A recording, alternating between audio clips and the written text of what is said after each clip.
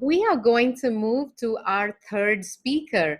And I must confess, as I was getting ready to learn how to read his bio, I had to use YouTube's pronunciation lessons. So I have even written it down in Hindi in my book, so make sure I actually pronounce it correctly. So let me introduce our third speaker, Manish Advani. Manish, you're welcome to the session.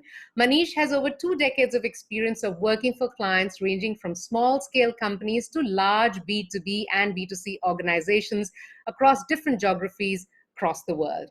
Prior to working as independent consultant, Manish had a short stint with Schindler India Private Limited as general manager marketing and communication, and a long stint as head of marketing and change management with Mahindra SSG.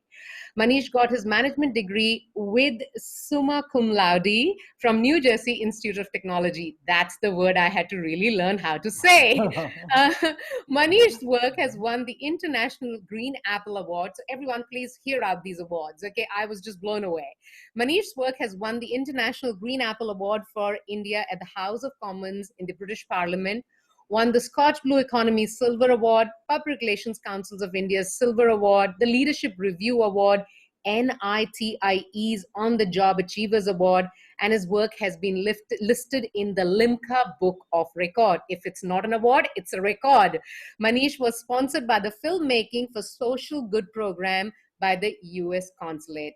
Manish, that is some number of awards. Wow. And we are so lucky to have you with us this afternoon. The floor is yours. Thank you so much, Anjali, for the kind introduction. I'm so happy to be with all of you, and it's always a pleasure to be part of sessions organized by Dr. R.L. Bhatia. Uh, I believe there are people from different parts of the world. A very good morning to all of you, a good afternoon and good evening. It's an honor and privilege to be with all of you. So the topic which has been assigned to me is stories and the brain. So, one of the quotes which comes to my mind is of Albert Einstein, who says, if you want to be intelligent, read stories. If you want to be more intelligent, read more stories. So when it comes to storytelling, I mean, stories is such a beautiful, experience. I've heard the last question which Dr. Mohammed asked. I will also try to answer that question from what I have learned over the period of years being in storytelling. And the biggest problem which people face in today's world, yes, we talk about change is the only constant, and we have to change with the changing times. And most of the learning and development heads and HR heads, they are like, very much into that. We want people to learn. Especially during current times, I've asked many people, what kind of learning you have had. Oh, I had 16 hours of learning. I had 100 hours of learning. Somebody said, oh, I did 10 courses. The next question I asked them, what about development? And there's pin drop silence. There's a question mark. So we went through this amount, hours and hours and hours of learning. And when it comes to development, there's a question mark. And I feel at times, we follow especially when it comes to learning and development, we follow a tick, tick, tick approach. Tick, oh, I did this. Tick, I did that. I did this. But when it comes to, what is the use of doing that? What did we achieve out of that? Yes, we got a piece of certificate, but what was the outcome? Output was there, but outcome was missing. So, I would like to ask everyone a question. How many of you remember the algorithm which you solved when you were in 8th standard? And this question has relevance to what I'm going to bring on table. Who would like to answer? Manish, can you repeat the question for us, please? Sure. So how many of you remember the algorithm you solved when you were in 8th grade, 8th or 9th grade or 10th grade?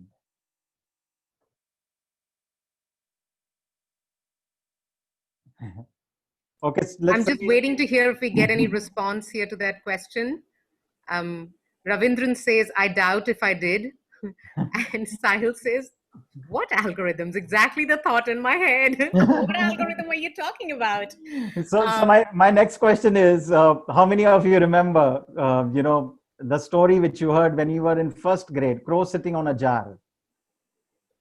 Right. That's the answer. So 1st grade, you heard a story when you were in grade 1, you remember it. But the algorithms and, the trigonometries and all that you solved in 8th grade, 9th grade, 10th grade, you don't remember.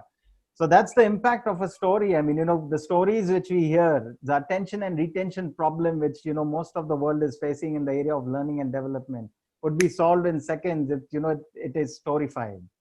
And our brain, which is only of 1.5 kgs in size, has multiple areas, it's divided into multiple areas. And we have three memories, which is explicit memory, implicit memory, and working memory. And stories are the one which get, stored in our explicit memory. If we come across a story, and the previous thing he said, right, you have a story journal, Francisco was mentioning. So what I do, I mean, there's a story which National Laboratory in Bethlehem has done. In that, they've said, if you want to retain something, if you come across any experience or a story, if you tell that to three people or five people, you'll remember it forever. And the same thing happens. I mean, that's the best way to learn. And stories is something which if you keep repeating that story, or you narrate that story to 10 people, you don't get bored by, telling that story. You always bring a different flavor when you share that story.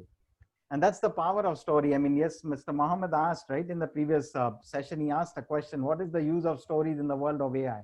So stories has got a lot to do with emotions. Yes, emotional intelligence is evolving, but when it comes to AI, still AI is yet to catch up, because it hasn't gone that far as it should have been. And the only way, I mean, it can catch up is it can be exactly like it can replicate a human brain, which I doubt can happen in the next few years. So that's power of stories. And I mean, I've learned best of the lessons from stories. Since the time I've been in storytelling, I see less stories everywhere. So a few months ago, I was happened to travel by Indigo Airlines, and this was before the lockdown, which came in place. And while I was traveling by this flight, I was served a sandwich, and after I was done eating sandwich, I was folding the wrapper in which the sandwich was served, and there were four words written on that wrapper. And those four words were new day, new me. And the moment I read those four words, it took me to, kind of, my explicit memory started kicking in. And I went back and I was able to reflect in my past.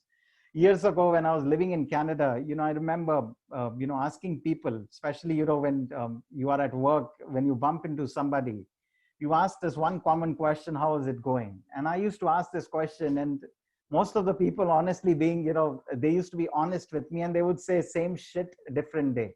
So they would say the same four, I mean, different four words. Their word, I mean, they would also say four words: same shit, different day. And I came across these four words: new day, new me. And when I read these words in the Indigo airline, I was actually thinking, what? The problem is not with the organization that we experience same shit, different day. The problem is with us, because we don't want to bring newness every day in our life. We don't want the new day, new me coming out of us. So stories, yes, when we see stories all around us, it actually leads us to new day, new me. That's the power of stories. Another thing, the other day I was actually listening to radio. This was a few months ago, and that happened to be the 100th anniversary, birth anniversary of a celebrated actor named Pran. And I grew up watching his movies, but I didn't know much about his life. And what made me curious, and what actually kind of got me excited, we all chase numbers in our life. Most of the people are number driven. So the RJ was talking about Pran that day, kind of made me curious to dive deeper into his life. And what made me dive deeper is, she said, Pran was making 5 times more money than a lead actor in the movie Zanjeer. And the lead actor was none other than Amitabh Bachchan, who's a legend. And I believe there's nobody on the planet Earth, I believe most of the people on this planet know who is Amitabh Bachchan, because of being a legend. And I was curious why Amitabh Bachchan was getting 5 times less than Pran. When I went deeper into his story, in the story of Pran, I realized, Pran was a person who picked right people for a particular movie in which he acted. So if he was doing movies Anjir, he was becoming ears and eyes and kind of a right-hand man of the producer and director. He would go an extra mile and help them get right people. In fact, Amitabh Bachchan was kind of, recruited by Pran for that particular movie.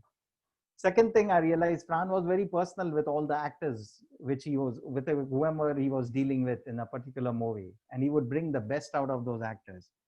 Third was, Pran always, tried to give premium quality. So if an producer or director said, let's move ahead with the next shot, Pran would say, no, I'm not happy with this shot. I would like to retake. So that's what Pran do. So I realized the PPP approach, yes, corporate world wants, like, we are talking about hyper personalization, we are talking about premium quality, we are talking about, you know, picking the right people, having the right people on the bus.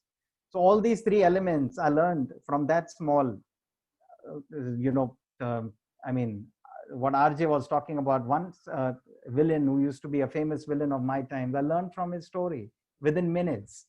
And this would have taken me, you know, going through a lot of documents, what it means to be hyper personal and multiple things. And at the end of the day, you know, after 2 days, if somebody would have asked me, what did you know, can you share some thoughts on hyper personalization and multiple elements? I would have said, I'm sorry, I just remember maybe 5% of what I went through. But because I learned it through a story, it's there with me forever. That's the power of a story. Coming to the question again, I mean, that was an interesting question Mr. Mahmood asked in the previous session. What role stories can play in current times? And honestly speaking, there is huge amount of buzzword. Oh, wear your mask, wash your, you know, make sure you sanitize your hands, ensure you know, maintain social distancing. So this is kind of SMS. Everybody's sending SMSs. You know, SMS is, to me, SMS is social distancing, wearing mask, M for mask, and S for is sanitization, continuously sanitizing our hands. Now, these messages are going in text format. Everywhere you see, you know, some actor wearing a mask, and what if this is turned into a story? What if I told you a story? You know, and this is a true story. This is the most recent experience I had just few days ago, which kind of disturbed me. I mean, you know, there's a guy who's living in my neighborhood, just 2 blocks away, 41 years old. He's got a son who's about 8 years old, and he unfortunately passed away a day before yesterday. And you know, so, and the place where I live, I mean, rarely people are going down since the time they've heard, especially because they heard a 41-year-old guy passed away. So when I asked, you know, when I spoke with few people, you know, the reason why he passed away, many said, you know, he was rarely wear mask, rarely wear mask. At times he won't sanitize. He had fever. He took it lightly. He felt, you know, it's like just like any other fever. Um, and because of that, you know, he decided not to go ahead with the COVID test. But the third, I think it was third night when his oxygen level dropped, and people, I mean, his parents, everybody asked him, you know, you get admitted. Even the doctor said, you better get admitted. Don't take this lightly. So I was told, I mean, this is what I've heard from my neighborhood. And then I was told that he said, no, I mean, you know, I'd rather go tomorrow morning, and I'll probably, if things get worse, I'll get myself admitted. So next morning he goes, he doesn't find a bed. He's not able to find a bed in some of the hospitals in the neighborhood. And finally he found one in a BMC hospital. And BMC hospital was flooded with people because it's available for free. So unfortunately, many who cannot afford, the first preference for them is BMC hospital. So he went there, he couldn't find a bed there as well. And they said, you know, in phase one, we don't have bed. You'll have to go to phase two. And he started walking from phase one to phase two. Now, little he knew that, you know, when your oxygen level is going down, you shouldn't be walking. Somehow or other, you know, with support of his cousins whom he called on the way while going to phase two, he wasn't able to walk. He managed to get a bed in phase two. But the thing was that, you know, by the time he got there, you know, to get a bed in ICU was a challenge. After some time, he got a bed in ICU. But by the time he got bed in ICU, it was too late. I mean, you know, when they started giving him oxygen, yeah, he stabilized for some time. But after a while, you know, the blood couldn't get into his oxygen. And unfortunately, he passed away with one child behind. The entire family was dependent on him because he was the only one who was earning in the family. So a wife, which is in her mid-30s, a small child, and aged parents, and his father is a heart patient. Now, honestly speaking, you know, if I keep telling you wear mask, you know, follow the SMS formulas, sanitization, mask, and social distancing, you might say, oh yeah, you know, I'll do it. I'll try my best. But after you hear stories like this, I'm sure next time when you are about to make a mistake or try to be negligent, this story will flash in your mind, and you will say, you know, I don't want to take the risk because one mistake can put my life at stake. One loophole can lead to a big toll. And that's the power of stories. And in, you know, more than sending out these messages, wear mass social distancing, I feel stories should be sent out. If more and more stories are sent out, the number of cases which are on the rise the rise will come down significantly. Because as human beings, we relate to stories. We don't relate to plain text, irrespective of which community you belong to, which country you belong to as a human being. Because as kids, we are taught through stories.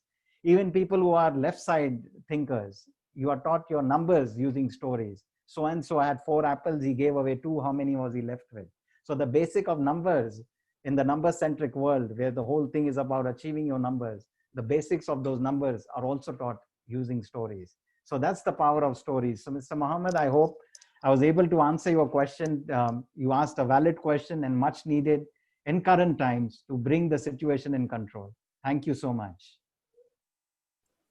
Well, thank you, Manish. That was wonderful. And as I heard you, I completely nodded my head in agreement because when you talked about the COVID 19 situation and how we should not send messages but share stories to make the change happen, the desired change that we want, I actually clearly remember I would every day see this data, that many more cases, that many got better, and it would never affect me as much as a story that I read in the Guardian newspaper about the Australian journalist who was reporting from the UK, who ended up getting COVID 19 despite doing everything right. That story affected me so much more than all the messages and the numbers and data that I was actually seeing. I think what the psychologists call that is an identifiable victim. When we actually really see an individual like us, and we feel the connection. So Manish, thank you. I enjoyed. Obviously, I loved the flavor of Bollywood in your talk, talking about Oh, Pran and Amitabh Bachchan and all these things. We as Indians, we have two religion. One is cricket and the other one is Bollywood, right? So that's we so love listening true. to all this stuff, and we do learn through those two things. Yeah. So I have a question here in the chat box. One more time, Sahil's got a question for us. Sahil, thank you for being such an active participant here. Uh, Sahil says, Manish, the question's for you. You made a mention that storytelling involves EQ. Could you please share more insights on this? So could you just elaborate that a little bit? Sure. So that's, I mean, it's a very good question you have asked. And I would share the experience I had with multiple insurance agents. Many insurance agents try to sell you insurance policies. And so one particular agent, from whom I ended up buying a policy, he sold me a policy when I was not married and I didn't have kids. And he made me buy a policy which was for the kids. And this was so this was interesting. So this was in 2001, and I had just got back from it was actually 2002. I had returned back from United States after living there for a few years, and so I had good amount of savings. Again, that so I was looking for multiple investments on investment options, and so this agent actually said you should go ahead for that time he was selling Jeevan Shree policy. It used to be famous in early 2000. So I kind of asked him, what is this policy? He said, yeah, 25 saal, 25 years ka policy hai. 25 years, this policy will end after 25 years. So I was like saying, 25 years, why should I plan that far? And he said something which kind of, affected me, kind of resonated with me. He said, you have to think too far because, you don't know how the future will unfold. Tomorrow, he said he asked me a question. He said, do you plan to get married? I said, yes.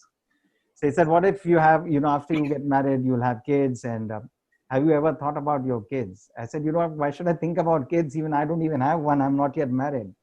So he said, just think, just imagine and just think about you have few children, one or two children. I have two. So he said, what if something happens to you that, a few years after marriage and after kids, you depart from this world?